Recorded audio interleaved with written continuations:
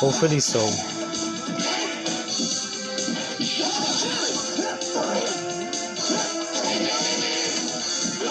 I know.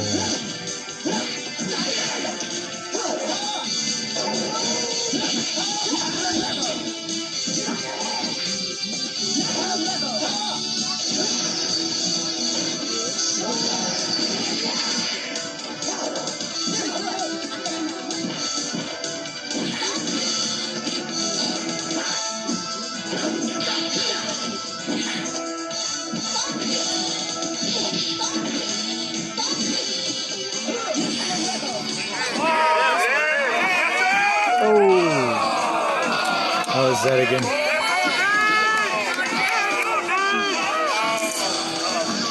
Damn. That sucks, guys.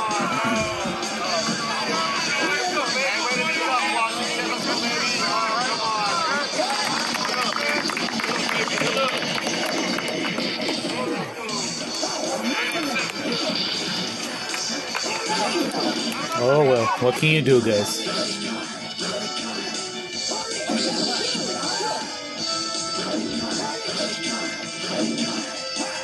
We are here in Oxnard, California with the lead columnist for the Dallas Morning News. Not just a regular columnist, lead columnist, but way back in the day when I was working in Austin, he was a reporter for the Dallas Morning News, and that was 1993, man. So it's been a minute. It's been a minute, Tim Collishaw. Going back a ways, going back in time, almost 3 decades there. Tim Collishaw. We're still alive. That's good. We're still here, still alive. Good. So you spoke to Jimmy Johnson. I spoke to him because you spoke to Jerry, and I showed up here Monday expecting to write a column about the defense, and then I saw what you had done, and I saw that I had a layup of a column. So, yes, I did call Jimmy to get his reaction to what Jerry said about him and the sort of delay with the Ring of Honor. And Jimmy was, as you saw, not forthcoming. Sometimes he is. Yes. Sometimes he likes to play the game. This was one of those times he wasn't in the mood.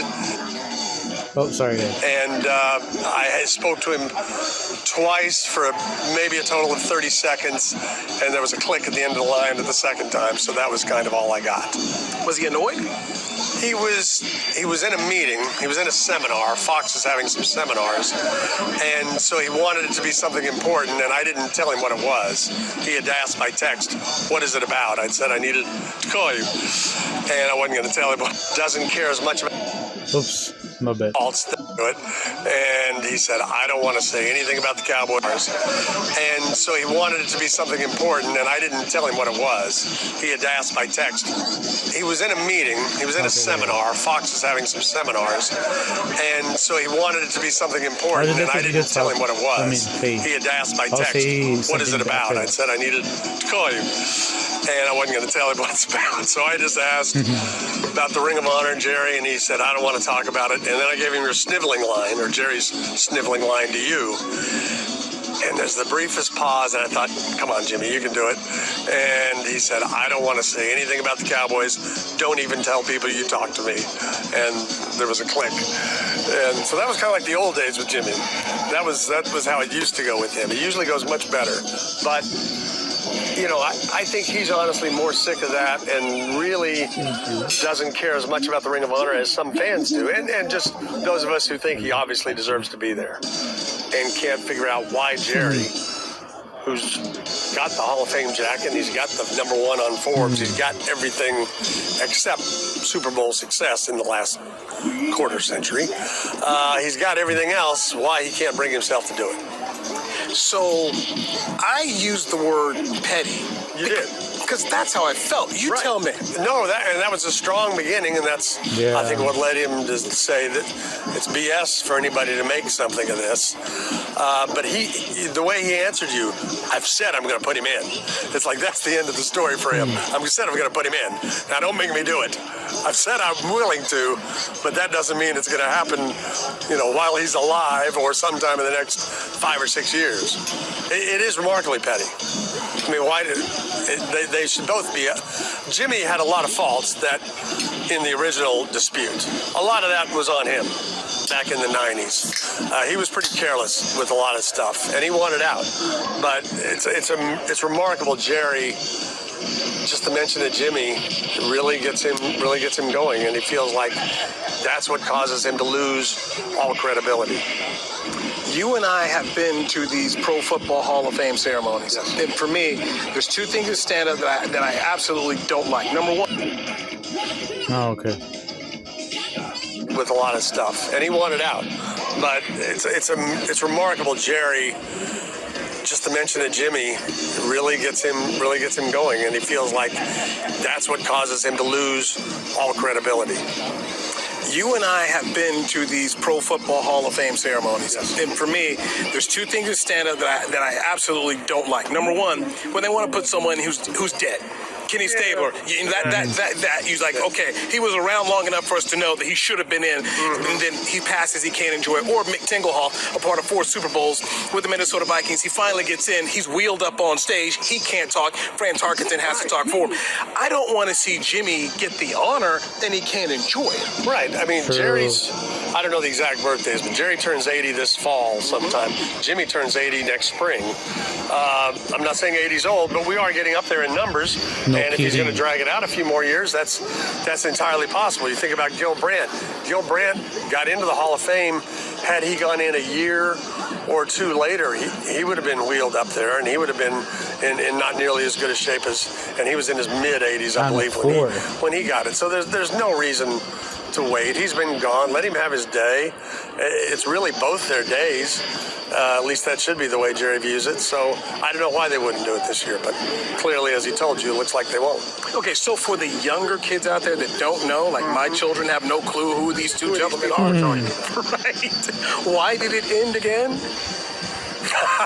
Well, there's some books written about that, but realistically, Jimmy, after 2 Super Bowls, everybody would think, oh, he's got to want to be the first coach ever to win 3.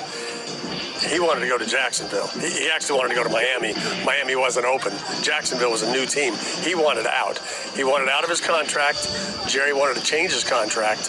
He was willing to give him more money, but he wanted more control of the roster. And Jimmy left Valley Ranch and moved to the Keys as soon as the Super Bowl was over. Key West. And he had his car in Atlanta at the Super Bowl. And I asked him about having his car there, and I couldn't put 2 and 2 together. That he just said, oh, I'm going to buy some property down there. And he stayed for 2 months. And when I saw him in March, he said he hadn't looked at a single player for the draft. And then came the owners' meetings. That's when Jimmy and some of the coaches snubbed Jerry. That's when Jerry went to the bar, saw Rick Gosselin and Ed Werder, told them 500 coaches could win a Super Bowl with this team. From there, it was over. About a week later, it was over. So for you kids out there, now you know the rest of the story. From Tim Kalishaw, lead columnist. You got to make sure you get this right because Tad Caper, the new PR guy, wants to know who everyone is. So, yes, and the Morning News has an army of, 10 people here? We've got 5 here now. We've got about half our sports staff. Okay, all right. You guys stop hazing Michael Gelkin. He's trying to get along here. He's fine. We're fine with him. He's fascinating. Tim Kalishaw. How much I miss listening to Tim Kalishaw, guys. It's because I stopped watching ESPN, pardon the interruption, Around the Horn, Jimmy is Burning, and so many other shows. But once it was 2010, I presume, or 2011, I started disliking ESPN because I'm seeing they're changing their narrative and they're being all stupid and shit, making cringy jokes, and I'm like, here we go. So yeah, whenever Dallas plays on Monday Night Football, I have no choice to watch it in ESPN. But it is what it is, guys. Not just Tim Kalishaw, so many other ESPN analysts who were analysts. Now it's just a bunch of morons that don't know what to talk about sports.